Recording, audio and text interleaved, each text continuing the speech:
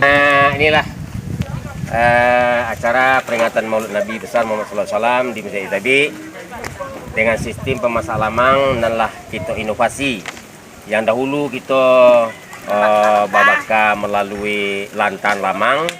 Pada tahun kini kita mahabuh lamang jodorom. Kemudian tahap kedua beko baru kita bakas kita sangai di dalam di bawah.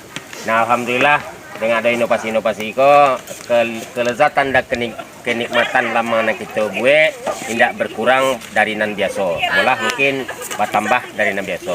Dan alhamdulillah masak lamang ko berkat kerjasama seluruh jamaah Ayat Tabi, kaum muslimin dan muslimat, nala berjibaku